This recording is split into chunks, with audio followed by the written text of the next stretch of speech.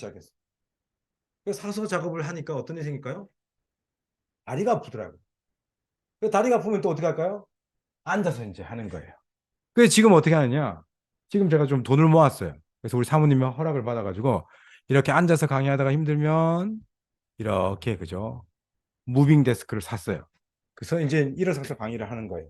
이렇게 그죠? 또 일어서서 강의하다가 다리 아프면 뭐죠? 또 앉아서 강의를 하는 거예요. 그죠? 자, 이게 뭐냐? 변증법적인 통합인 거죠.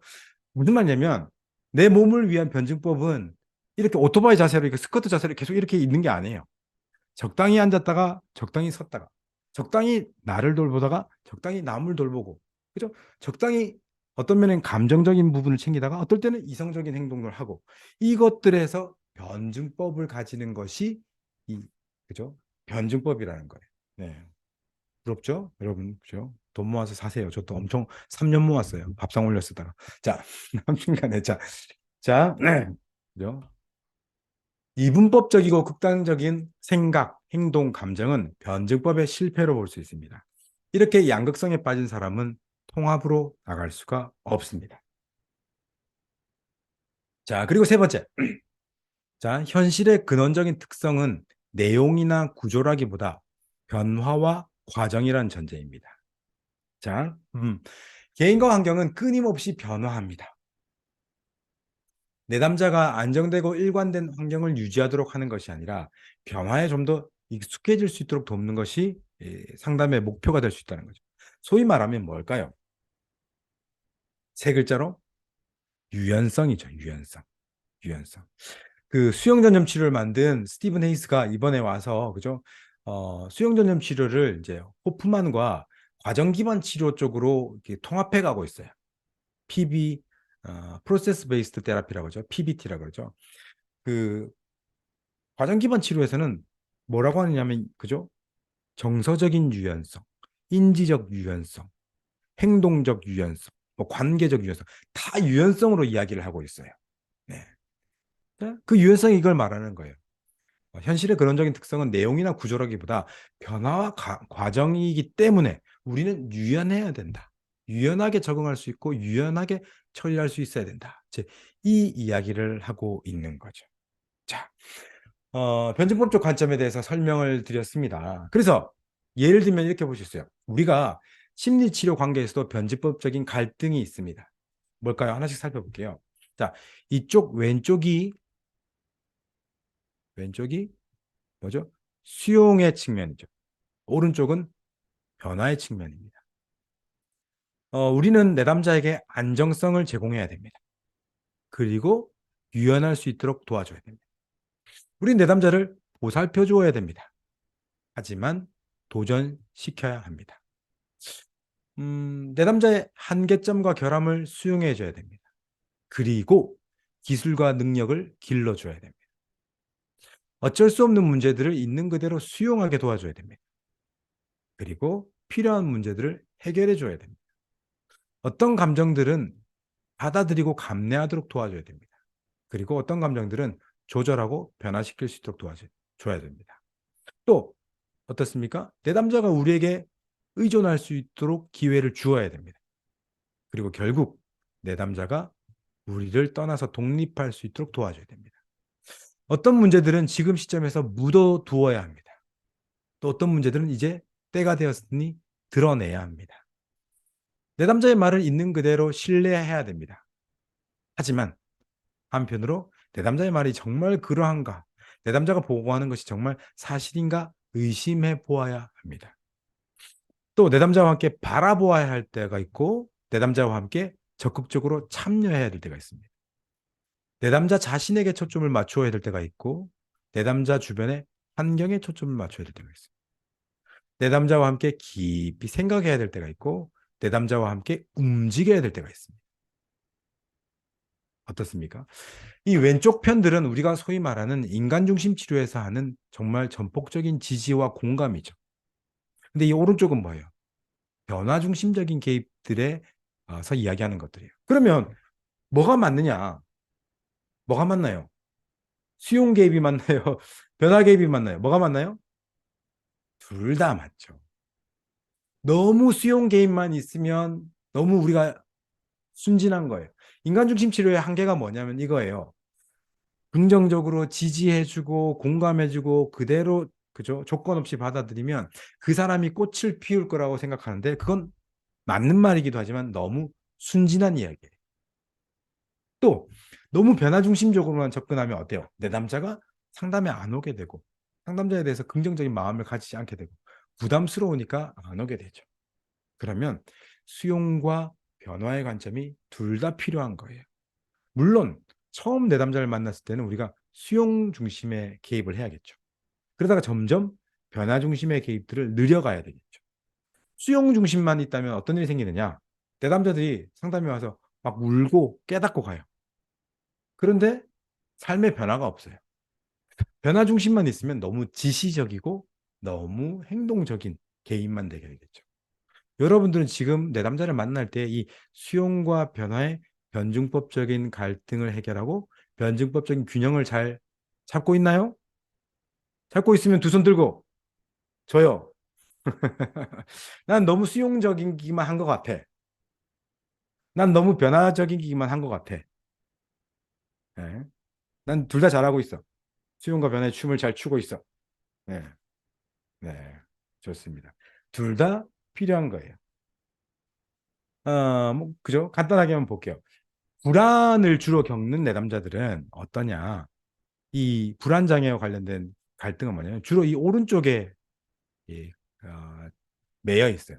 너무 제한돼 있고 타인을 의존하고 너무 미래를 생각하고 위협 조건에 대해서만 그죠 피하려고 하고 자기의 어떤 불안 반응 신체에만 초점을 두고 또 스스로 비난하고 제한된 자극에 대해서 반응합니다. 신체나 지각되는 위협에서는 이 불안 장애가 있는 분들에게는 어느 쪽이 필요한 거예요?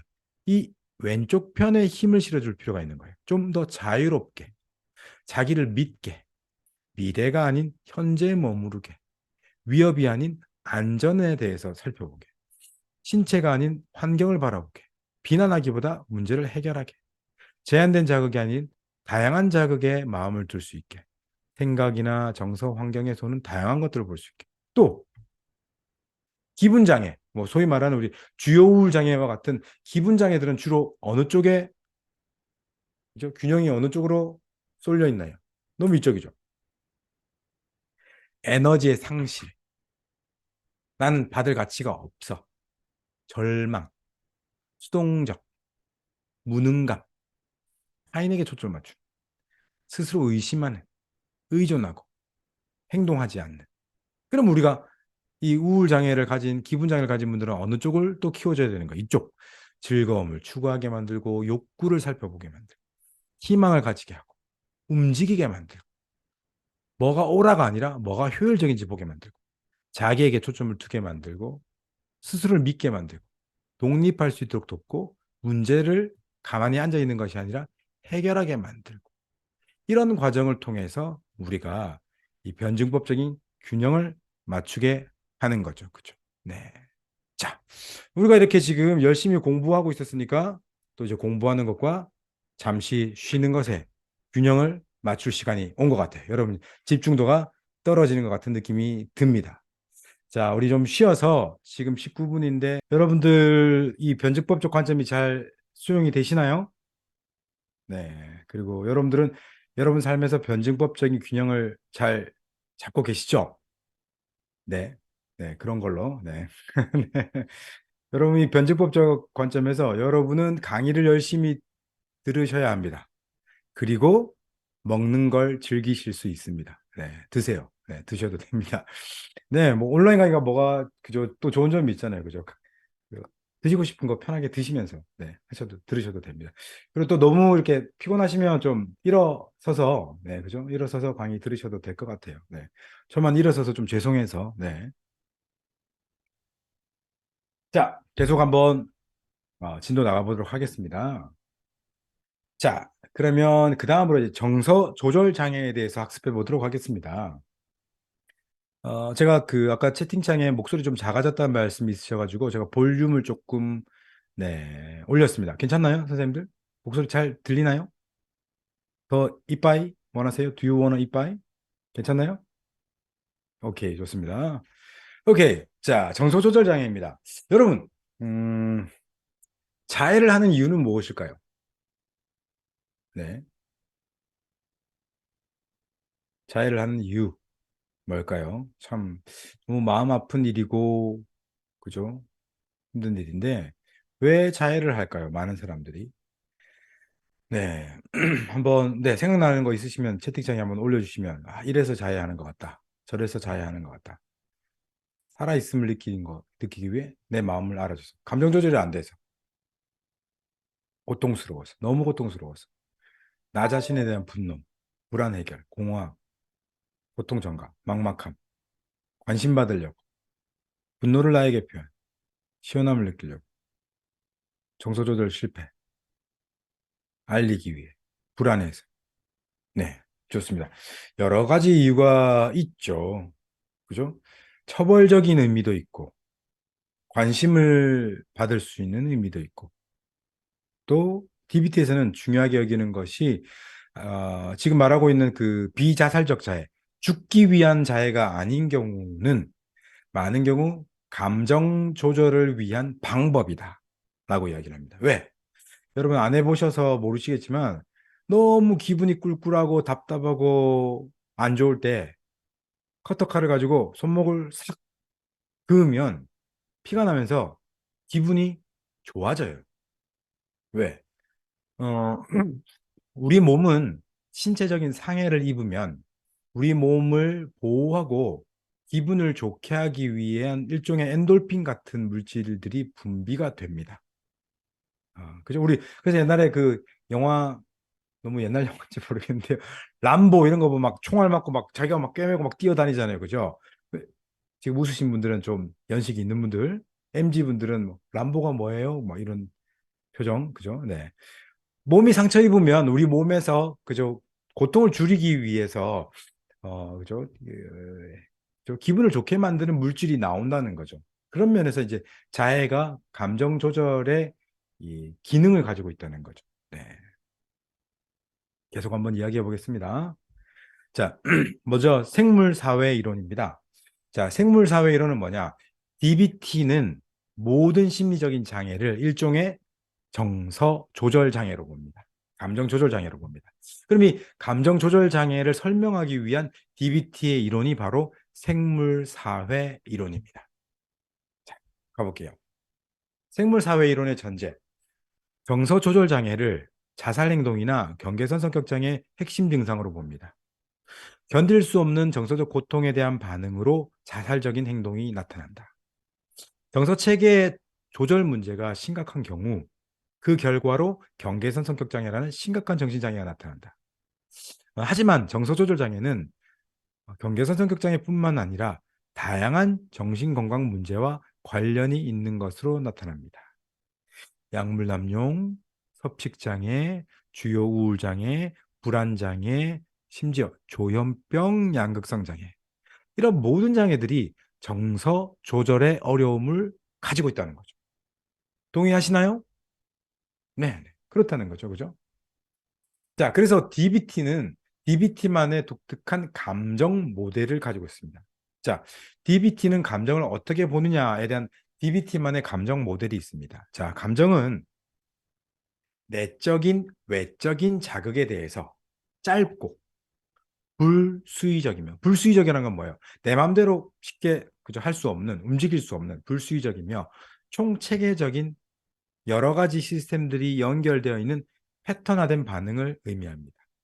자, 먼저 DBT에서는요, 감정을 이야기할 때 제일 먼저 이야기하는 게 뭐냐면, 어, 감정이 가지고 있는 적응적 가치의 중요성을 강조합니다. 즉, 감정 자체는 나쁜 것이 아니다. 감정은 기능이 있고 적응적인 가치를 가지고 있다. 이것부터 알려줍니다. 오케이? 그러니까 쉽게 말하면 감정을 변화시키기 이전에 감정에 대해서 받아들이고 수용하는 것을 먼저 이야기한다는 거죠. 감정의 적응 가치의 중요성을 강조합니다. 또 감정적 반응은 체계적이지만 서로 상호작용하는 하위 체계들로 구성되어 있다. 자, 이게 DBT의 굉장히 큰 특색인데요. 여러분, 우리는 그동안 감정을 주로 뭘로 배웠느냐? 종류로 배웠습니다.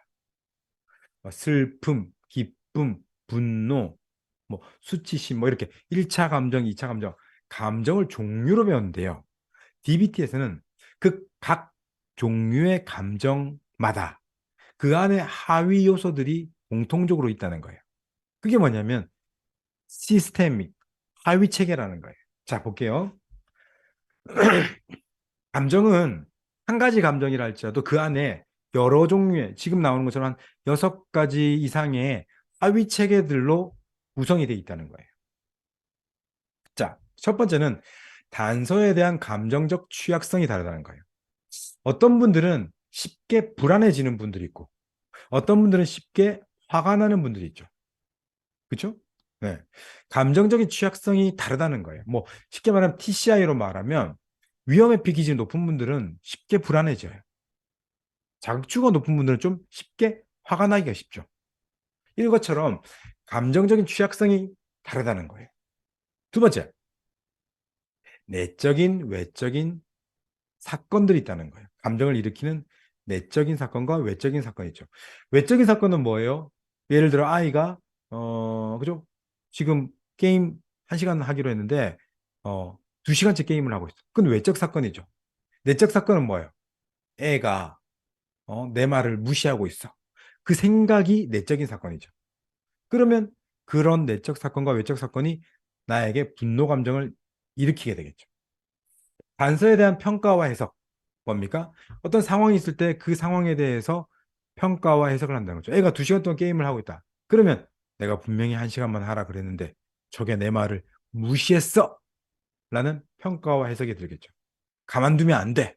저러다가 애 망칠지 몰라. 라는 평가와 해석이 붙겠죠. 그러면 뭡니까? 반응 경향성이 일어납니다. 신경화학적, 생리적 반응, 경험적 반응, 행동적 충동이 일어나죠. 뭡니까?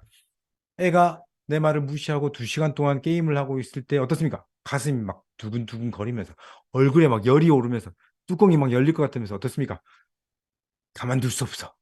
하고 그죠? 막 부글부글 끓잖아요. 네. 여러분들 안 그러신가 봐요. 다들 그죠? 그럴 수도 있지 하시나 봐요. 자, 그러면 비언어적인 표현 반응과 행동이 나옵니다. 그죠? 이렇게 화가 날 땐 우리가 아이를 부르죠. 여러분, 여러분이 아이들을 평소에 다정하게 부를 때와 화가 났을 때 부르는 가장 큰 차이점 뭔지 아세요? 화가 났을 때는 성을 붙이고 화가 안 났을 때는 이름만 부르죠. 예를 들면 부드러울 때는 화가 날 때는 철수야 하지만 그죠? 화가 났을 때는 어떻게 하면 김철수 이렇게 하죠. 그죠? 자, 언어적인 표현과 비언어적인 표현. 그죠? 야! 그죠? 야! 이렇게 하게 되죠. 그죠? 언어적인 비언어적인 표현 반응과 행동을 하게 됩니다. 그래서 우리 철수에게 어떻게 합니까? 등짝 스매싱을 날립니다. 내놔! 그죠? 등짝 한 대 탁 갈기고 스마트폰을 뺐습니다. 언어적인 비언어적인 표현 반응과 행동이 나타났죠. 그러면 그것으로 끝인가? 2차 감정을 포함한 초기의 감정적 발산의 여파가 일어날 수 있습니다. 내가 화를 냈다면, 그러면 1차적으로 화를 냈죠? 그런 다음에 내 방에 돌아와서 생각해 보면, 내가 좀 심했나? 적어도 내가 상담 공부하는 사람인데 애한테 이렇게 등짝이나 때리고 소리나 지르고 죄책감 혹은 미안함 이런 것들이 일어나기 시작하죠. 그러다가 뭐 더 가면 이럴 수 있어요. 내가 그동안 상담 공부를 한 건 맞나? 내가 무슨 부귀영화를 누리자고 이렇게 상담 공부를 하고 돈도 안 되는 거 이런 공부를 하고 있나? 그냥 집에서 쉬지. 무슨 이러면 우울해지기 시작하고 그죠? 1차 감정에서 2차 감정, 3차 감정 등의 감정적인 여파들이 일어나게 됩니다. 즉, 한 가지 지금 제가 분노라는 감정에 대해서 이야기하면서 그 분노 감정에 대해서도 이렇게 여러 가지 하위 체계들이 있다는 거죠. 그럼 왜 DBT에서는 감정을 굳이 이렇게 하위 체계로 나눌까요? 궁금하지 않으세요? 나만 궁금하군요. 자, 왜 나누느냐? 이거예요. 감정 체계의 일부를 수정하면 감정적 행동을 포함한 감정을 변화시킬 수 있다고 보는 거예요. 무슨 말이냐? 전통적인 인지행동 치료는 주로 어디에 개입을 했어요? 주로 여기에 개입을 했죠. 단서에 대한 평가와 해석, 그 상황을 어떻게 받아들이고 어떻게 생각하느냐에만 초점을 주로 많이 맞췄죠. 그 대표적인 게 인지 재구성이잖아요. 그런데 DBT에서는 아니다. 여기에도 초점을 맞출 수 있고 여기, 여기 아니면 여기, 여기, 여기 여러 하위 체계 중에 한 군데 영향을 줌으로써 감정 반응을 바꾸거나 조금 부드럽게 만들 수 있는 여지가 생길 수 있다. 그래서 DBT에서 그렇게 많은 기술들이 있는 거예요. 인지도 개입을 하고 행동도 개입을 하고 신체적인 반응에도 개입을 하고 막 이렇게 여러 측면에서 개입을 할 수 있도록 구성이 된 거예요. 그죠? 자, 그러면 정서 조절 장애는 어떻게 만들어지는가? 아까 DBT에서는 모든 심각한 심리적인 장애를 일종의 정서 조절 장애라고 본다고 했는데 이 정서 조절 장애는 왜 생겨날까? 자, 그 이야기를 하고 있습니다. 자, 정서 조절 장애입니다.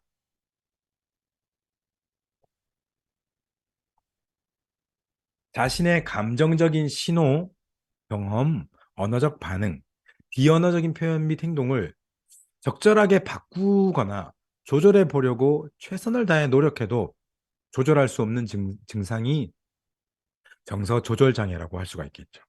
그러니까 나는 좀 이 상황에 맞게 내 감정을 바꾸려고 내 나름대로 노력을 하는데 안 되는 것. 이게 심할 때 정서 조절 장애라고 할 수가 있겠죠. 여러분도 그럴 때 있잖아요. 아, 지금 이 상황에서 내가 이렇게 행동하면 안 되는데 하는데 감정 때문에 후회할 행동들을 할 때가 가끔 있잖아요. Just a little. 가끔. 그죠? 네, 가끔 있잖아요. 그죠? 자, 그러면 먼저 이 정서 조절 장애가 되기 쉬운 사람들은 첫 번째 정서적 취약성이 있는 경우도 있다는 거예요. 좀 타고나게 혹은 자기 안에 정서적 취약성을 가진 사람이 있다는 거예요. 어떤 사람이냐? 정서의 기저선이 매우 부정적이다. 그죠? 일반적으로 이런 거죠. 정서적 기저선이 부정적이라는 건 뭐냐면, 자, 우리가 감정이 어때요?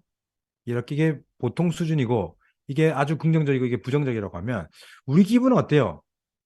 그냥 이렇게 왔다 갔다 하잖아요. 그죠? 예, 그죠? 좀 기분 좋을 때도 있고, 조금 깔아앉을 때도 있고, 이렇게 왔다 갔다 하잖아요. 근데 어떤 사람들은 아예 기저선 자체가 이렇게 돼 있는 사람들도 있다는 거예요. 그죠? 정서의 기저선이 매우 부정적입니다. 그리고 정서적 자극에 매우 예민함. 야, 뭐냐면요. 남들은 이렇게 땅 하고 자극이 올 때 크게 영향을 안 받고 이렇게 다시 다운되는데, 그죠? 그죠? 이렇게 크게 영향을 안 받는데, 어떤 사람 여기 딱 했을 때, 여기 걸리면 분노가 폭발하듯이 확 올라가는 경우들이 있다는 거죠. 또, 정서적 자극에 강렬하게 반응한다. 이렇게 됐을 때 이렇게 세게 올라가는 경우가 있다는 거죠. 또 정서적 자극을 받으면 기저선으로 돌아오는데 시간이 원래대로 돌아오는데 시간이 오래 걸린다는 거예요. 이렇게 가가지고 돌아오는데 시간이 오래 걸린다는 거죠. 네, 그죠. 예를 들면 제가 이제 저희 아들 같은 경우에는 저희 아들 같은 경우에 제가 봤을 때 이제 기질적으로 자극 추구가 높고 막 새로운 거 이런 거 엄청 좋아해요. 자극 추구가 높고 뭐 위험 회피도 높아요. 좀 겁도 많고 걱정도 많아요. 그죠? 자, 이런 경우에 어떠냐면 저희 아들 같은 경우는 1번 정서의 기저선이 매우 부정적이다. 이건 별로 없어요. 근데 나머진 다 있어요. 정서적 자극에 매우 예민해요. 어릴 때부터 이렇게 쌀과자 이런 거 줬는데 깨진 거예요. 그러면 왜 내 쌀과자는 깨진 거야? 도대체 되는 게 없어. 이러는 거예요. 그리고 이제 그런 자극이 있으면 강렬해요. 막 울고불고 난리가 나요. 그리고 진정되고 원래대로 돌아오는데 시간이 오래 걸려요. 그래서 우리 아내가 우리 아들에 대해서 늘 가지고 있는 마음의 어떤 불만은 뭐였냐면 쟤 왜 저렇게 오버해? 별것도 아닌 거 가지고 왜 저래? 이게 있는 거예요. 그래서 제가 어느 날 커밍아웃을 했죠. 여보, 사실은 내가 어릴 때 그랬어. 그죠? 네, 커밍아웃을 한 거죠. 내가 그런 거죠. 저도 어릴 때 생각해보면 되게 막 걱정도 많고, 염려도 많고, 또 기쁠 때는 막 너무 좋아가지고, 하하하 하다가, 또 이럴 때는 또 확, 푹 다운돼가지고, 뭐 정말 세상에 정말 나 혼자인 것처럼, 이런 게 있었어요. 그래서, 그죠? 우리 아내한테 설명을 하고, 우리 아들의 이런 정서적인 이런, 그죠? 업다운이 심하고 예민한 이 정서적 취약성에 대해서 설명을 하고 가르치기 시작했어요. 우리 아들이 흥분하고, 아들, 자, 아빠랑 심호흡 길게 들이마시고 내뱉고. 그죠? 이런 거 설명을 하고 또 처음에 공감해주고 뭐 때문에 화가 났어? 뭐 때문에 속상했어? 네. 똑당했어? 그래 또 많이 똑당했어? 그래 알았어? 그 해주고 그죠? 많이 힘들면은 혹시 네 방에 들어가 좀 이따가 나올래? 시간을 좀 줄게. 그럼 자기 방에 들어가겠다. 그럼 들어가서 보면 혼자 책 보고 있더라고요. 그럼 괜찮니? 그럼 아빠 이제 괜찮은 것 같아. 이제 이러면서 가르쳤어요. 자기 감정을 이해하고 조절하는 방법을. 지금은 진짜 많이 좋아졌어요. 안정이 돼서 지금은 얼마 전에 그죠? 우리 또 이제 아들하고 잘 되니까 이제 우리 사모님이 또 딸하고 이제 부딪혔어요. 우리 딸은 요즘에 뭐에 관심이 있냐면 포카 아세요? 포카? 포카? 여러분 포카, 슬리브 이런 거 아세요? 포카 이거 안다. 포카. 모른다. 네. 포카 아시는 분이네. 포카. 포토카드. 네. 아이돌 사진 있는 포토카드. 우리 옛날에 브로마이드였잖아요. 브로마이드. 옛날에 뭐 우리 그 뭐 있잖아요. 뭐 손지창 브로마이드 뭐 이런 거. 죄송해요. 자. 아무튼 간에 요즘에는 포카예요. 포카. 그죠? 포카 슬리브. 포카 씌우는 그 투명 코팅 비닐 슬리브. 자. 근데 이제 우리 딸이 막 그런 거 사겠다고 막 그러니까 우리 뭐 아이폰 뭘 그런 걸 사냐고 그거 뭐 쓰지도 못할 거 막 이렇게 이야기하니까 막 우는 거예요. 그죠? 그러니까 이제 우리 아들이 자기가 들어가는 거예요. 동생한테 가가지고 많이 속상했어. 뭐 그랬구나. 내가 엄마한테 말하고 올게. 그러면서 이제 엄마한테 가가지고 엄마 왜 저거 사겠다는데 들어보지도 않고 그렇게 화를 내고 그래. 엄마 안 되겠네. 이렇게 그죠? 이렇게 하면서 동생을 달래주고 있는데요. 아무튼 이렇게 정서적인 취약성을 가지고 있는 사람이 있다는 거예요. 여러분들 중에도 혹시 조금 감정적인 기복이 심하거나 이런 정서적인 취약성 또는 이제 과도한 정서성이라고도 해요. 과도한 이모셔널러티를 가진 분들이 있을 거예요. 그죠? 그런데 다행히 여러분이 그런 감정에 대해서 타당화를 받고 이해받고 다룰 수 있었다면 괜찮지만 그렇지 않으면 굉장히 힘든 경험을 하게 돼요. 자, 계속 이야기해 볼게요. 자, 정서 조절은 무엇이냐? 강한 부정적 감정과 관련된 충동적이고 부적절한 행동을 억제할 수 있는 것. 외적인 목표를 달성하기 위해 행동을 조절하고 조직화할 수 있는 것. 강한 감정에 의한 신체적인 흥분을 스스로 진정시킬 수 있는 것. 강한 감정이 있을 때 다시 주의를 내가 중요하게 여기는 것에 집중할 수 있는 것. 이런 것들이 정서 조절이라는 거죠.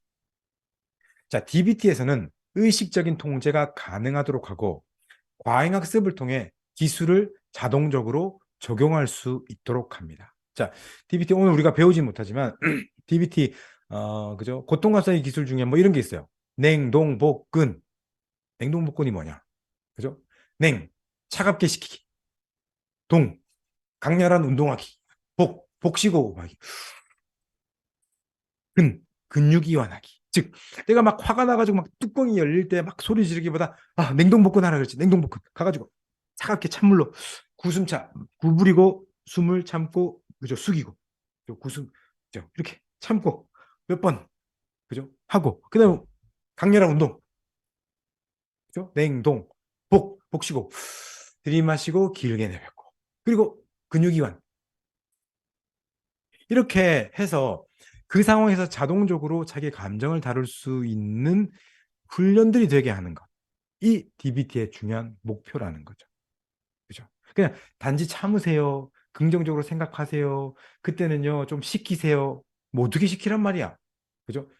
구체적인 지침을 주고 조절할 수 있는 방법들을 알려주는 거예요. 자, 생물학적 취약성입니다. 아까 제가 말씀드린 저희 아들처럼 이질적으로 부정적인 정서 상태, 정서 신호에 대한 높은 민감성 및 충동성이 생물학적 소인이 있는 경우, 즉 정서적 취약성을 타고난 경우들이 있다는 거예요. 무던한 사람이 있고 이렇게 예민하고 그죠? 업다운이 심한 사람이 있다는 거예요. 그 저희가 말한 것처럼 저희 아들은 그렇지만 저희 딸은 되게 차분해요. 이렇게 크게 업다운이 없어요. 네, 그렇죠? 그런데 이제 이런 생물학적인 취약성, 정서적인 취약성을 가지고 있는 사람이 있는데 그들이 이제 양육 환경을 만나게 됩니다. 어떤 환경? 감정에 대해 타당화해주지 않으며 감정을 적절히 표현하는 방법을 배울 수 없는 환경이 있다는 거죠. 아까 저희 아내가 우리 아들에게 좀 왜 저렇게 오버해? 쟤는 이해가 안 돼. 왜 저렇게 오버한지 모르겠어.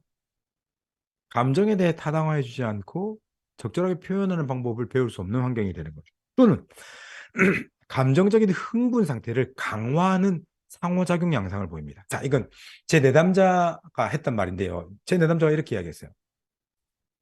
집안이 되게 좋은 내담자예요. 소위 말하면 강남에 사는 내담자인데 그 내담자가 항상 불만이 뭐냐면 이렇게 이야기해요.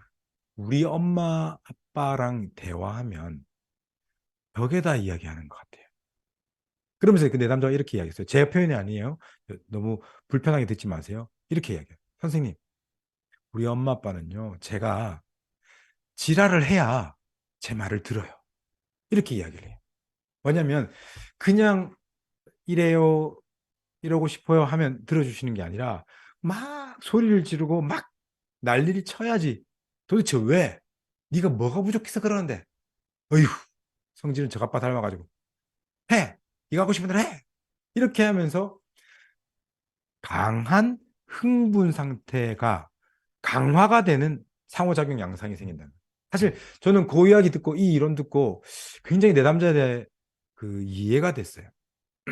무슨 말이냐면 여러분 내담자들 중에 이런 내담자들이 있거든요. 되게 공격적이고 되게 이렇게 강하게 표현하는 내담자들이 있어요.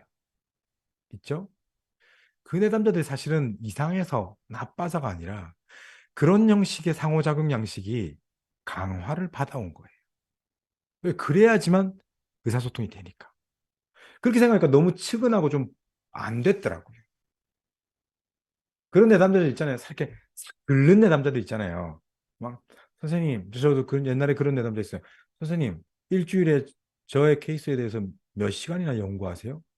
전문가가 그런 것도 모르세요? 뭐 이런 경우도 있었거든요. 그거 모른다, 어떡할래? 오지 마라. 막 이렇게 하고 싶었는데 그럴 순 없잖아요. 아, 그래요. 제가 좀 더 준비해야겠네. 막 이렇게 했었는데 그런 사람들이 왜 그러냐? 잘하면서 그런 상호작용 양상이 이 강화가 된 거예요. 제 얼마 전에 이 내담자도 부부 상담도 하고 개인 상담 받는데 이 내담자분이 저한테 막 남편 옆에서 울면서 막 그런 이야기 하더라고. 사람들은 나를 미친 개로 본다. 미친년으로 본다. 왜? 자기가 그 전에 사실 되게 눈치 보고 살피고 엄마 눈치, 남편 눈치를 막 보고 막 전전긍긍하는 건 사람들이 다 모르고 내가 그게 쌓였다가 폭발할 때 억울할 때 터지는 그 모습만 보고 나를 미친년으로 본다, 미친 개로 본다면서 막 펑펑 울더라고요. 그래서 제가 남편분한테 물어봤어요. 사실 아내분이 그 전에 이렇게 참고 쓰레기 다 비우고 남편에게 싫은 소리 하나도 안 하고 참고 있는 거 알고 계셨어요? 잘 몰랐어요. 왜 잘 모르셨어요? 말을 안 하니까 몰랐죠. 그쵸. 참고, 아까 제가 이야기했죠? 너무 참는 것은 뭘 불러오죠? 반대극단인 폭발하기를 불러와요. 자, 그죠. 강한 흥분 상태를 강화하는 상호작용 양상을 보이게 되고, 또는 아동의 기질과 보호자의 양육 방식이 맞지 않는 거죠. 네. 어, 생물학적 취약성이 낮더라도 아동과 양육자의 성격 특성이 너무 다르거나, 그죠? 또는 다른 가족원에게 지나치게 집중되어 있을 때, 뭐 예를 들면 그 내담자 말고 그 밑에 동생이 있는데 그 동생이 신체적인 장애가 있으면 가족 모두가 그 신체적인 장애가 있는 아이에게 집중하면서 이런 식으로 심각한 정서조절 장애가 출현할 수 있습니다. 또 반대로 저희 가정에서 감사하게도 다행인 것처럼 생물학적인 취약성이 있더라도 가족이 강하게 지지해 주는 경우 아동이 탄력성을 갖고 회복되고 소위 말하면 뇌가 아주 단단하게 아물게 되는 거죠. 네. 근데 이제 타당하지 않는 가족은 어떤 일이 생기느냐?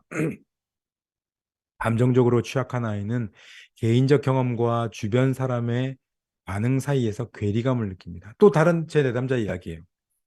자기는 이런 감정적인 취약성이 있어가지고 너무 힘들어서 자기 방에서 울고 있는데 자기 기억에 자기 가족들은 거실에서 하하호호 웃으면서 무한 도전을 보고 있었던 그런 기억이 많이 난대요.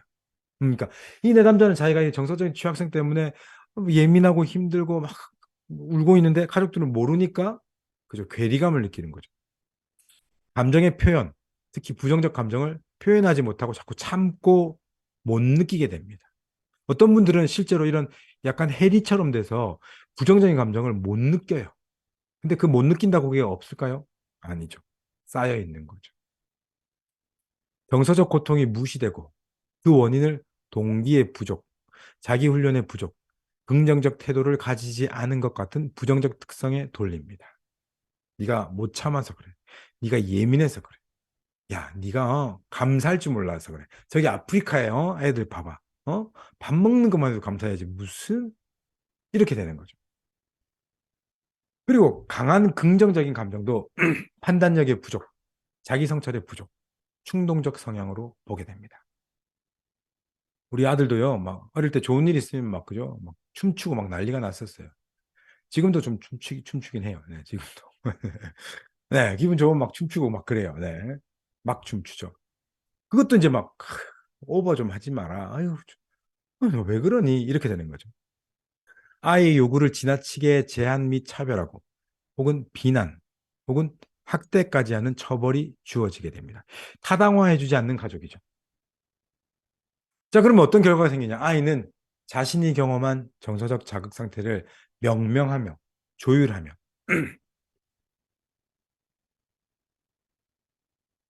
죄송합니다. 정서적 고통을 참아내고 자신의 정서 반응을 특정 사건에 대한 정당한 해석으로 받아들이도록 가르치는 것에 실패하게 됩니다. 그럼 이 아이는 어떻게 되느냐? 자신이 어떻게 행동하고 느낄지에 대해서 외부 환경에서 단서를 찾도록 유도해서, 그러니까 사람들이 웃으면 나도 웃어야 될 것 같고, 사람들이 아무 말 안 하면 나도 아무 말 안 해야 될 것 같고, 자신의 경험을 부정하게 만듭니다. 또 문제 해결 방식을 지나치게 단순화해서 현실적인 목표를 세우는 방법을 배울 기회를 잃어버리게 됩니다. 그냥 참아, 생각하지 마, 혼자 알아서 해. 이것만 배우니까 어떻게 참아야 되고, 어떻게 생각 안 할 수 있고, 어떻게 혼자 알아서 할지를 배울 기회가 없어지게 되는 거죠. 뭐 부모님이 모델링이 돼서 보여주는 것도 아니니까. 그러면 부정적인 감정 표현을 처벌하고 아까 말한 것처럼 감정이 격해졌을 때만 정서적 의사소통이 되어서 그죠? 어떻습니까? 극단적인 감정 억제와 감정 폭발이 나타나게 되는 거죠. 그래서 일상적인 건강하고 소프트한 정서적 의사소통이 제 역할을 못하게 됩니다. 엄마 나 좀 속상해. 네가 그렇게 말 친구야 네가 그렇게 말하니까 나 좀 서운하다. 이런 것들이 안 되는 거죠.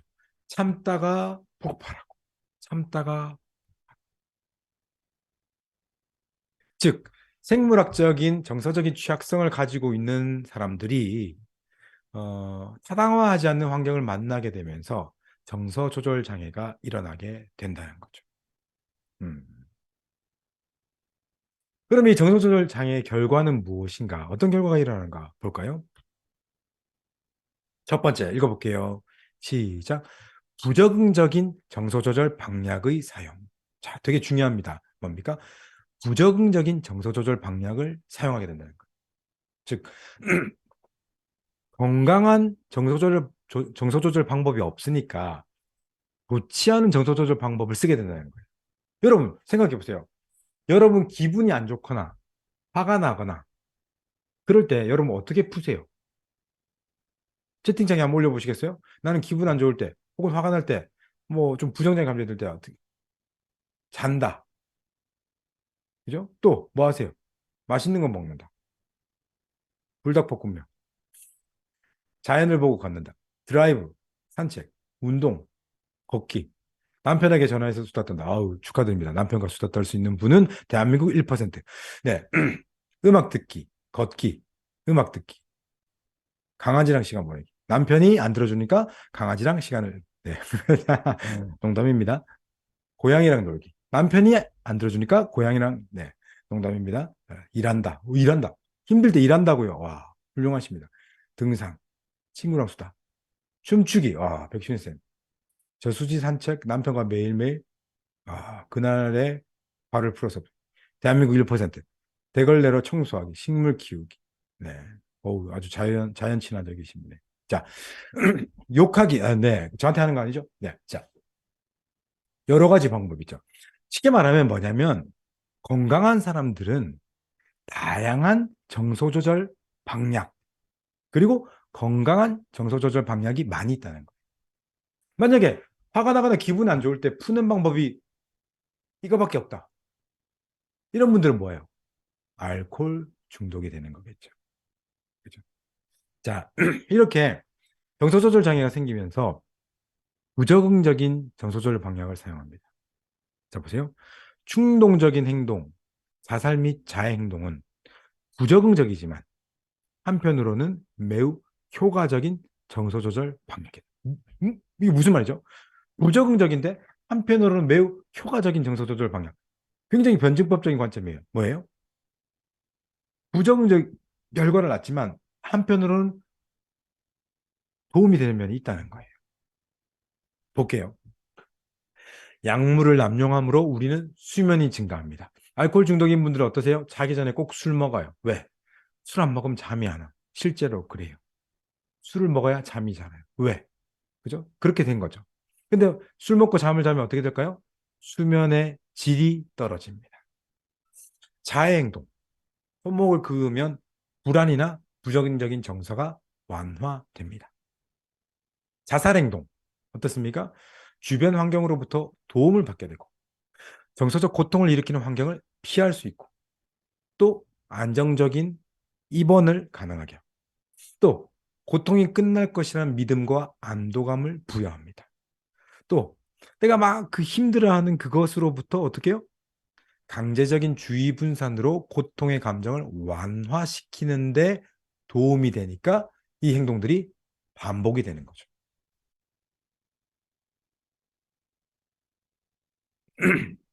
두 번째, 정서 조절 장애의 결과는 자아감 유지 및 발전의 어려움입니다. 감정의 불안정성은 인지적인 불일치, 행동의 비예측성과 연결되어 정체성 발달을 방해하게 됩니다. 그죠? 감정이 불안정하니까 생각도 바뀌게 되고, 내가 그 상황에서 어떻게 행동할지도 나도 모르겠고, 그러니까 정체성 발달이 방해가 되죠. 또 어떤 분들은 감정 반응을 억제하면 무감각함이 공허감을 낳고, 더 심하게는 부적절한 느낌을 받거나 자아감 상실을 경험하게 됩니다. 제 내담자 중에는요, 와가지고 이야기하면서 자꾸 웃어요. 힘든 이야기하면서 웃고 눈물이 조금만 나오려 그러면 자꾸 눈물을 이렇게 계속 닦아요. 그리고 어제 있었던 일인데 기억을 못해요. 어제 남자친구하고 문자 보냈던 거 기억을 못해요. 근데 지적으로 떨어지느냐? 아니요. 아주 좋은 대학원 다니고 있는 분이에요. 그래서 좀 힘든 거죠. 이런 거죠. 이 기억들을 잘 못하게 되는 분들이 있다는 거죠. 공허감을 낳게 되는 거죠. 자아감 상실을 경험하게 되는 거죠. 충동적 행동. 과도한 부정적 감정 표현을 조절하는데 어려움을 겪게 된다면 대인관계에서 큰 혼란이 일어날 수밖에 없습니다. 그죠? 어, 그죠? 그 다음에 이제 대인관계 어려움입니다. 정서 조절이 안 되니까 감정적으로 이렇게 조절이 안 되니까 대인관계에 큰 혼란이 일어납니다. 특히 분노와 분노 표현의 어려움은 안정적 대인관계 유지에 어려움을 줍니다. 그죠? 사실 우리가 관계에서 저 슬퍼요, 저 불안해요. 이것은 남들이 받아들이고 이해해 주기가 쉬워요. 근데 막 화를 내면 사람들이 받아들이기가 힘들어요. 왜? 화를 내면 공격받는 느낌이 드니까. 그러니까 대인관계가 안정되기가 어려워지는 거죠.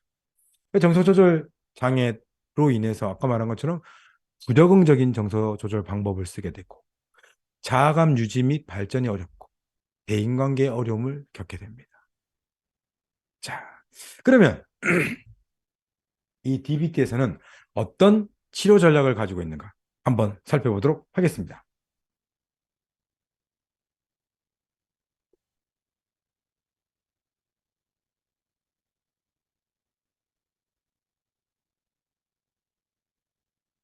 자, 여러분 생각해 보기입니다. 내 남자가 반복적으로 문제가 되는 행동을 할 때 어떻게 해야 될까요? 그죠? 뭐 폭식을 한다거나 자해를 한다거나 그리고 분노 폭발을 한다거나 뭐 충동적인 퇴사를 한다거나 근데 본인도 후회하고 또 본인도 그 행동을 고치고 싶은데 반복될 때 어떻게 해야 할까요? 그렇죠? 자, 절대적인 방법은 아니지만 DBT에서 말하는 몇 가지 제안하는 방법들 한번 살펴보도록 하죠. 자, 자, DBT 치료 전략입니다. 자, DBT는 그죠? 아까 말했던 이 변증법적인 관점을 가지고 있기 때문에 치료 전략도 변증법적입니다. 즉, 이쪽 이쪽 오른쪽은 수용의 전략이라면 이쪽 왼쪽은 변화의 전략이라고 할 수가 있겠습니다. 자, 이 치료 전략은 세 가지 정도로 나눠지는데요. 핵심 치료 전략이 있습니다. 핵심 치료 전략. 자, 핵심 치료 전략은 핵심 치료 전략의 수용적인 면은 타당화라고 하고요. 밸리데이션이라고 하고 핵심 치료 전략의 변화 부분은 문제 해결이라고 합니다.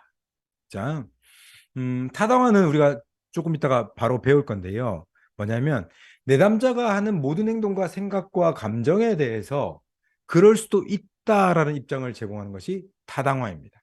아, 당신 입장에서는 그럴 수 있겠네요. 당신 입장에서는 그럴 수밖에 없었겠네요. 타당화를 이야기하는 거죠. 그죠? 수용 전략이죠. 변화 전략은 뭐냐면요. 문제 해결이에요. 이건 뭐냐면 내담자가 가지고 있는 문제를 나열해보고 그 문제 상황에서 해결할 수 있는 방법들을 브레인스토밍해서 다 찾아보고 그리고 그 방법들 중에 적절하고 좋을 만한 방법들을 선택하고 그 방법들을 실제로 해보고 어떤 점이 도움이 됐는지 어떤 부분이 수정해야 되는지 살펴봐서 실제로 그 문제를 해결하도록 도와주는 것이 문제 해결 전략입니다. 자, 그다음 핵심 전략 방금 말씀드렸고요. 그다음은 스타일 전략입니다. 이 스타일 전략은 뭐냐? 우리가 내담자를 만날 때 어떤 스타일의 옷을 입을 것인가를 말하는 게 아니고, 자, 내담자를 대할 때 어떤 스타일로 대할 것인가. 그게 바로 이 상호적 스타일 전략이 있고요. 불손한 스타일 전략이 있어요. 자, 상호적 스타일 전략은 뭐냐면, 레스프로컬이라고 해서, 쉽게 말하면, 그냥 내담자의 말에 잘 적절하게 반응해 주는 거. 내담자가 슬퍼요 하면 뭐 때문에 슬프세요? 뭐가 힘드세요? 죽고 싶어요. 왜 죽고 싶다는 생각이 드셨고 언제 그런 생각이 드셨어요? 하는 것이 이 내담 상담자의 스타일 중에 이 상호적 스타일이에요. 근데 DBT에서는 신기하게도 상호적 스타일만 말하는 것이 아니라 이 불손한 스타일도 때로는 필요하다 이야기를 해요.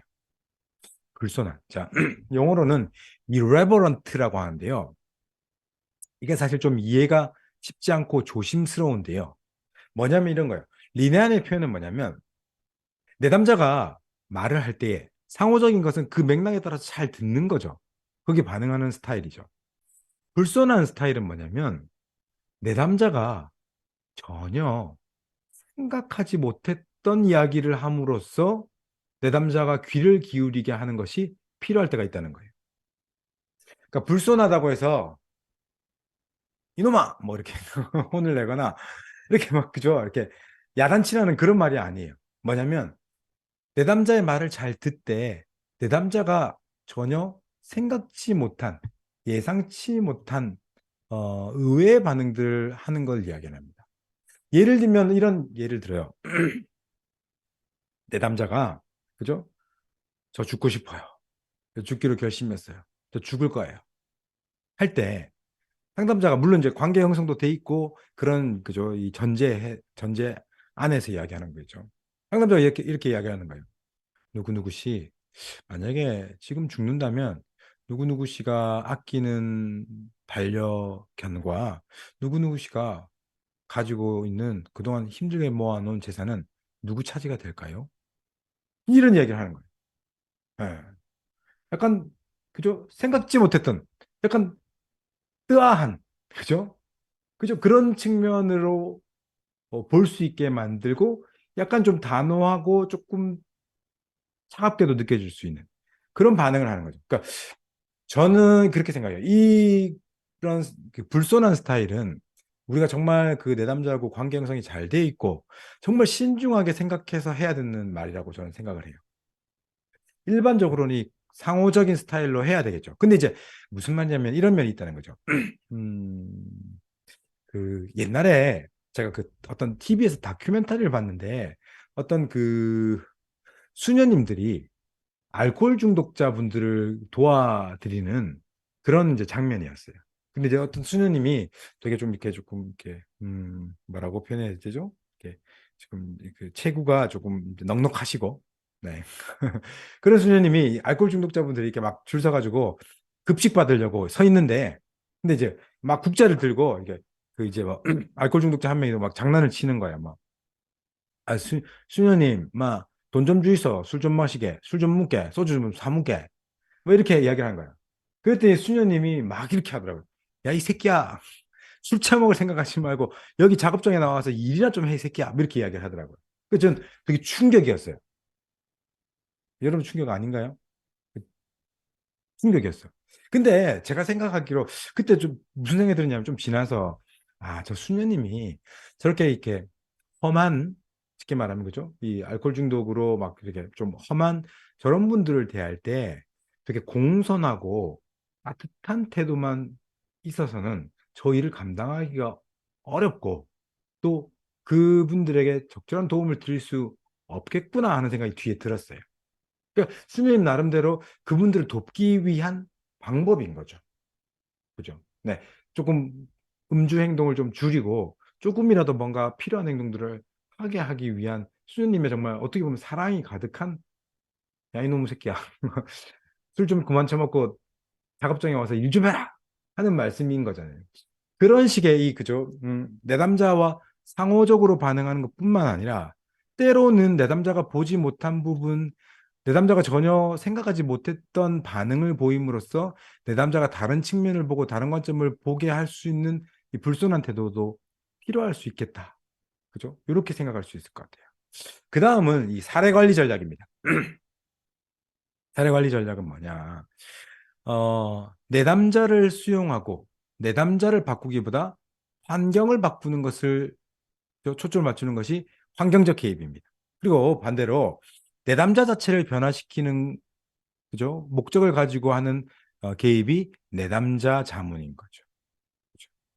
그리고 팀 자문. 아까 제가 그 DBT의 네 가지 치료 유형 말씀드렸죠. 마지막 그 자문회의.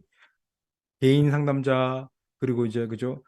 기술 훈련자 이런 사람들이 모여가지고 함께 논의하는 팀 자문회의가 이 내담자에 대한 수용과 변화의 변증법을 이러한 여러 가지 치료 전략 내에서 잘 실행하고 있는지를 보는 것이 팀 자문회의라는 거예요. 예. 그러니까 전반적으로 내담자를 너무 수용만 해주는 것도 아니고 너무 변화만 시키는 것도 아니고 적절한 수용과 변화의 변증법적인 개입을 하고 있는지를 점검할 수 있도록 돕는 것이 필요하다는 거예요. 물론 아까도 말씀드렸다시피 내담자 초기 개입에는 수용 전략이 더 많이 들어가야 되겠죠. 그죠? 그렇지만 수용 전략으로만 끝나면 안 된다는 거죠. 네. 항상 이 변증법적인 균형을 생각하면서 개입하고 내담자를 도와주어야 한다는 거죠. 네. 자, 재밌지 않습니까, 여러분? 이렇게, 그죠? 이 변증법적인 두 가지 관점을 계속 생각하면서, 그죠? 내 남자를 돕는 방법들을 찾아보는 거죠. 네, 그죠? 네. 표정이 저만 재밌는 것 같아요. 네. 나만 재밌는겨? 네, 자, 네. 자, 그렇죠. 여러분은 무표정할 수 있습니다. 그리고 저는 여러분이 좀 표정이 있기를 기대할 수 있습니다. 네, 변증급조. 무표정하다고 뭐 안 듣는 건 아닙니다. 그죠? 네, 그건 제가 사회적 민감성이 높아서 그럴 뿐입니다. 자, 계속 가겠습니다. 자, 보세요. 그 다음으로, 그죠? 앞에 배웠던 이 사당화, 대표적인 수용 핵심 전략인 타당화를 한번 배워보겠습니다. 자, 타당화. 이것도 DBT에서 너무너무 좋은 개념인데요. 한번 들어볼게요. 그리고 타당화와 행동 분석 한번 살펴보도록 하겠습니다. 자, 타당화. 자, 영어로 뭐죠? 읽어볼게요. 영어로 validation. validation입니다. validation. 핵심적인 수용 전략으로 DBT의 필수 요소입니다. 내담자에게 그들의 반응은 자신들이 처한 삶의 맥락과 상황에서 충분히 이해가 되며 그럴 수 있다 메시지를 전달합니다. 자, 그럴 수 있다. 너 입장에서는 그럴 수 있다 메시지를 전달하는 거예요. 자, 이게 타당화라는 거예요. 자, 타당화는 DBT에서 핵심적이며 내담자와 교류할 때마다 반드시 필요합니다. 이 타당화는 6단계로 나누어지며 높은 수준으로 갈수록 보다 완전한 타당화이며 각 단계는 이전 단계를 기반으로 이루어집니다. 그리고 DBT의 효과적인 대인관계 기술에서도 활용된다. 이건 뭐냐면요.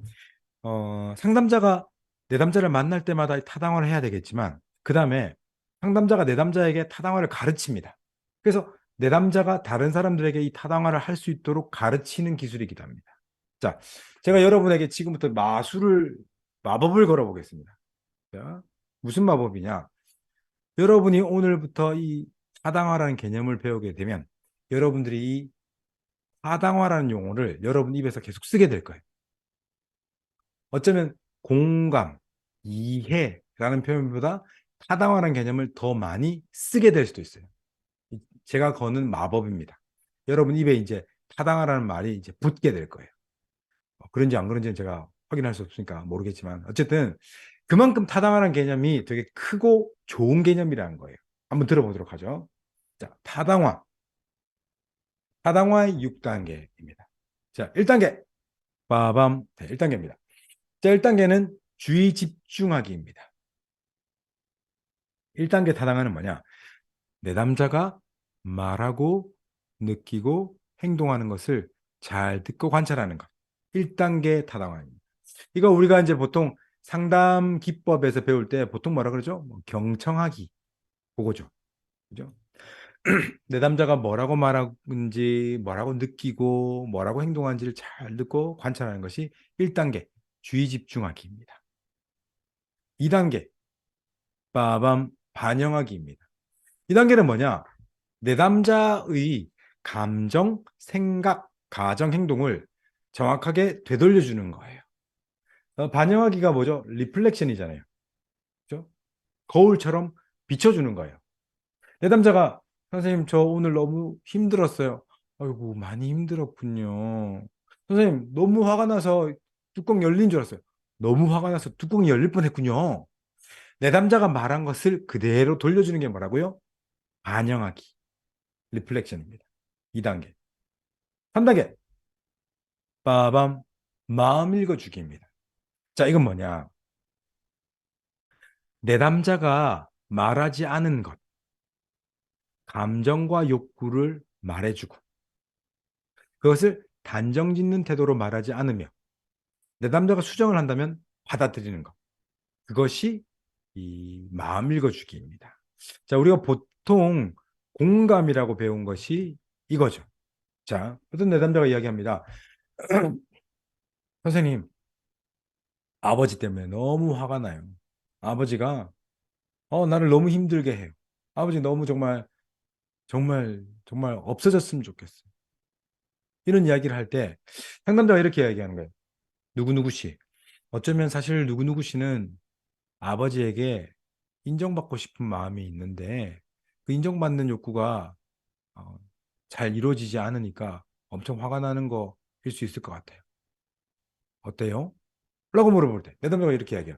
아니요, 선생님. 저는 우리 아버지한테 인정받고 싶은 마음 죽어도 없어요. 정말 없어요. 단지 내 인생에 발목만 잡지 않았으면 좋겠어요. 내가 대학 가려고 결정할 때, 또 여자친구 만나서 결혼하려고 할 때, 이럴 때마다 아버지가 술 먹고 나를 방해해서 나를 너무 힘들게 하잖아요. 정말 아버지가 인정해 주는 거 그딴 거 필요 없어요. 그냥 내 인생에 발목 잡지 않았으면 좋겠어요. 이렇게 말할 때 상담자가 그렇군요. 누구누구 씨는 아버지의 인정을 바라기는커녕 정말 그걸 기대하기는커녕 그냥 누구누구 씨의 삶을 방해하지만 않았으면 좋겠다. 그런 마음이 들 정도로 아버지가 전혀 도움이 되지 않는군요. 맞아요, 선생님. 그게 제 마음이에요. 그냥 나를 방해하지 않고 그냥 내버려뒀으면 좋겠어요. 자, 뭡니까? 내 남자가 말하지 않은 것을 말해주고, 근데 단정 짓는 태도로 말하지 않고, 뭡니까? 누구누구 씨, 그거는 인정 욕구예요. 누구누구 씨가 부인하지만 사실 인정 욕구 깔려 있는 거예요. 그 인정 욕구를 인정하셔야 돼요. 이렇게 말하면 안 돼요. 그죠? 내가 가지고 있는 개념화에 상당, 내 남자를 끌어맞추는 게 아니라 내가 가지고 있는 개념화가 내 남자에게 정말 맞는지를 확인해야 되는 거예요. 그래서 수정을 한다면 받아들이는 거. 그래서 내 남자의 마음을 읽어주는 것이 3단계예요. 그죠? 그럼 여러분, 여기까지 이거 다 아는 거 아니냐? 이거 뭐 색다를 게 뭐가 있어요? 그렇죠? 여기까지 색다를 게 없어요. 근데 4단계, 5단계가 특별히 달라요. 자, 살펴볼까요? 궁금하죠? 네, 궁금함을 강요하고 있습니다. 4단계, 빠밤, 행동에 원인이 있음을 타당화하기. 내 남자가 하는 모든 행동과 생각과 감정에는 이유가 있다. 원인이 있다를 알아주는 것. 과거의 사건, 현재 경험, 삶의 맥락에서 이유가 있고 원인이 있다는 걸 알아주는 것. 자, 아까 제가 그런 이야기 했잖아요. 자해하는 내 남자가, 자해하는 내 남자가 어때요? 언제 자해를 하느냐, 청소년이. 친구하고 갈등이 있을 때 자해를 하는 거예요. 그 친구와 갈등이 있을 때 어떠냐? 너무 불안하다는 거예요. 왜 불안하냐? 다시 왕따가 될 것 같다는 거예요. 왜 그런 생각이 드냐? 제가 어렸을 때요. 지금은 그 정도는 아니지만 초등학교 때 아버지가 군인이셔가지고 여기저기 이사를 많이 다녔어요. 근데 4학년 때인가 어디에 갔는데 1년 동안 투명인간 취급당하고 왕따 당했어요. 음. 그래서 그 이후로 친구들하고 갈등이 있으면 또 그때처럼 다시 왕따가 되지 않을까라는 두려움이 들어요. 아, 그래서 그렇구나. 너 친구하고 갈등이 생기면 불안해지는 이유가 있구나. 너 나름의 원인이 있구나. 이유가 있음을 타당해 주는 거. 모든 내담자들의 행동들은 이유가 있어요. 원인이 있어요. 동의하세요, 여러분? 예. 갑자기 하늘에서 뚝 떨어져가지고 혼자 정말 이해 안 되는 행동을 물론 우리에게 이해는 안 될 수 있지만 그 내담자들이 그런 행동을 하는 데는 모든 것이 다 이유가 있는 거예요. 리네안이 좋아하는 말 중에 하나가 모든 것에는 원인이 있다. 그런 표현을 씁니다. 모든 것에는 원인이 있어요. 그 다음 5단계 빠밤 뭐냐 아이고 아이고 네 뭡니까? 행동에 타당한 점이 있음을 인정하는 거예요. 자, 내 남자가 하는 모든 행동이나 기능, 감정이나 생각에는 타당한 점이 있고, 그건 이제 행동주의 입장으로 말하면 기능이 있다는 거예요. 내 남자의 반응에 합리적인 면이 있고, 그리고 역기능적인 면이 있다. 자, 무슨 말이냐? 아까, 그죠? 그런 이야기 했잖아요. 내 남자가 방금 말한 그 내 남자가 어렸을 때 왕따 경험이 있고, 그래서 친구가 약간 갈등이 생기면 불안해진다. 그럼 불안하면 뭐 하느냐? 너무너무 불안하면 손목을 칼로 긋는다는 거예요. 그러면 손목을 그으면 어떠냐? 그러면 되게 기분이 좀 나아지고 내가 정말 힘들구나 하는 생각이 좀 들고 그리고 좀 심지어 위로받는 느낌이 든다는 거예요. 그러면 어떻게 해? 자, 누구누구 청소년이니까 누구누구야. 네가 친구들하고 갈등이 생기면 되게 불안해지는데 손목을 그으면 기분이 좋아지는구나. 그래서 손목을 걷게 되는구나. 그래. 그럴 만한 이유가 있고, 그럴 만하네. 만약에 선생님도 다른 방법이 없다면 그 방법 할 수 있겠다. 뭡니까? 잘못됐어. 그 행동하면 안 돼. 그 나쁜 거야. 위험한 거야. 하기 전에, 아, 그렇게 하면 기분이 좋아지니까 네가 그걸 하는구나. 근데 역기능적인, 변증법적이죠. 그리고 역기능적인 면이 있다. 자, 근데 혹시 손목을 긋고 나면은, 후회되거나 부작용은 없니? 자꾸 흉터가 생기니까 여름에 반팔을 못 입겠어요. 그리고 엄마가 너무 걱정해요. 아, 그렇구나. 손목을 그으면 기분이 좋아지니까 자꾸 긋고 싶은 마음이 드는데, 근데 흉터가 생기니까 옷을 입는데 불편하고, 또, 어, 엄마가 너무 힘들어 하시는구나. 또 다른 건 없니? 또 있어요. 뭐니? 최근에 어떤 친구 알게 됐는데 제가 손목에 흉터 있는 거 보고 조금 나를 피하는 것 같아요. 아, 그래. 그러면 나 손목에 흉터 있는 것 때문에 너를 좀 무서워하고 피하는 일도 생기는구나. 그죠? 그리고 이제 이렇게 말한 거예요. 누구누구야. 혹시 네가 그렇게 친구하고 갈등이 있을 때 불안해지고 불안해질 수 있다고 생각이 돼. 근데 손목 긋는 거 말고 혹시 다른 방법으로 네 감정을 다룰 수 있다면 선생님이랑 한번 그 방법 배워볼래? 이렇게 말하면 모든 청소년 내담자들이 배우고 싶다 그러지. 아, 싫어요. 저는 손목 긋는 게 제일 좋은데요. 손목 긋는 게 제일 힙하거든요. 딴 거 배울 생각 없어요. 이런 경우는 별로 없다는 거예요. 예. 자, 근데 실제로 제가 봤던 내담자 중에 그런 경우 있어요. 다른 상담센터 갔다가 혼났다는 거예요. 손목 긋는 것 때문에 상담자 쌤이 되게 뭐, 그렇게 혼을 내지는 않으셨겠죠. 혼을 내고 그래서 상담에 대해 신뢰가 안 간다. 상담자 쌤, 그 친구 그렇게 말하더라고. 상담자 쌤들 뭐 돈 받아 먹고 잘 알지도 못하면서 어? 그런 거 받으면 뭐해요? 저한테 그러더라고. 그런 경우가 있다는 거예요. 왜?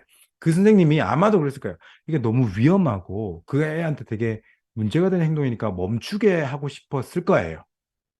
근데 타당화를 하지 않은 거죠. 그죠? 자, 어떤 행동이든 간에 그것이 타당한 점이 있고 기능이 있다는 걸, 그걸 알아주고 인정하는 것. 그게 행동에 타당한 점이 있는 것을 인정해 주는 거예요. 네. 자, 6단계. 평등하게 대하기. 내담자를 동등한 존재로 존중하고 있는 그대로 타당화하는 겁니다. 즉, 상담자와 내담자 관계가 동등하고, 그죠? 상담자가 더 상위에 있는 존재가 아니라 똑같은 존재라고 받아들이고 인정하는 거. 그래서 이제 DBT에서는 이렇게 이야기합니다. 상담자가 내담자가 겪었던 삶의 맥락, 히스토리, 내담자처럼 그 삶을 살았다면 상담자 또한 내담자의 행동과 내담자의 어떤 문제를 반복할 수 있음을 인정하는 것. 그것이 타당화라는 거예요. 네. 오케이? 이해가 되세요? 그죠? 그래서 1단계, 주의 집중하기, 반영하기, 마음 읽어주기. 그리고 제일 핵심인 4, 5단계. 그렇게 하는 것에는 이유가 있음을 인정해주고, 또 그것이 아무리 이상하게 보이는 것이라도 타당한 점이 있음을 인정해주는 거. 그리고 평등하게 대하는 거. 이게 이제 타당화라는 거. 그래서 여러분들이 이제 이렇게 생각하시는 거예요. 이제는 앞으로, 아, 내가 내 남자에 대해서 좀 타당화가 더 필요할 것 같아. 또는 4단계 타당화, 5단계 타당화가 좀 더 있어야 될 것 같아. 타당화가 좀 더 전달돼야 될 것 같아. 이제 이렇게 여러분들이 타당화를 이야기하게 되는 거예요. 근데 이제 여러분들이 마음에 조금 불안한 점이 있어요. 뭐냐면 이거예요. 교수님, 그러면 자해행동을 타당화해주면 그럼 자해행동 하도록 놔두란 말인 건가요? 또는 뭐 화가 나가지고 주먹을 날리는 행동을 타당화해 준다면 그러면 그 애가 사고 치고 폭력을 쓰는 걸 타당화해 주라는 건가요? 아니요. 여러분, 타당화와 승인은 달라요. 또 승인 용인이라고 그러죠. 자, 이거요. 타당화는 그럴 수 있다라는 거고요. 승인 용인은 뭐냐? 그래도 된다라는 거예요. 그냥 이 내담자 아이가 청소년이 다른 방법이 없다면 자해라는 방법으로 감정을 다루는 방법을 그렇게 쓸 수 있다. 타당하죠. 그래, 그러니까 자해를 계속해도 된다. 그건 승인이에요. 이해가 되세요, 여러분? 타당화는 제공하지만 우리가 승인을 하는 건 아니에요. 용인을 하는 건 아니에요. 그죠? 화가 나면 화가 너무 나가지고 폭력을 쓸 수 있어요. 그죠? 근데 써도 된다는 건 아니에요. 여러분, 타당화와 승인이 구분이 되세요?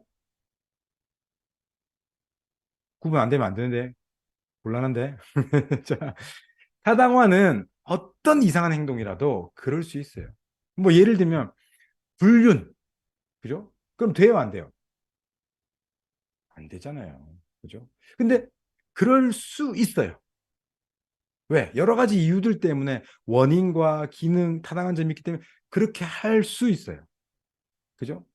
그건 타당화예요. 근데 그래도 된다. 그건 승인이에요. 그걸 하면 안 돼요. 그죠? 우리는 그걸 해야 되는 게 아니에요. 타당화를 해야지 그 타당화 속에서 다시 여기 있잖아요. 그리고 역기능적인 면이 있다. 오히려 그 타당화 속에서 변화 가능성이 생겨나는. 이해가 되세요? 이것도 변증법적인 거죠. 내담자의 반응에 합리적인 면이 있고 그리고 역기능적인 면이 있다. 오히려 여러분 계속 이야기한 것처럼 수용이 가능해야지 그 수용에서 변화의 측면이 만들어질 수 있는 거예요. 오케이? 지금 이해가 되세요? 그죠? 네. 그래서 우리는 타당화할 수 있고 타당화가 곧 승인을 말하는 것은 아니다. 용인하는 것은 아니다. 이야기를 하는 거예요. 오케이? 오케이? 자, 네, 우리 김영화 쌤이 네, 이해됩니다라고 해주셨어요. 감사합니다. 네. 자, 그 다음은 이제 행동 분석인데요. 우리 잠시 쉬었다 할까요? 네, 그죠? 네. 좋아요. 그러면 우리 몇 시까지 할까요? 몇 시까지 쉴까요? 45분까지 쉴까요? 네. 45분까지 휴식하겠습니다.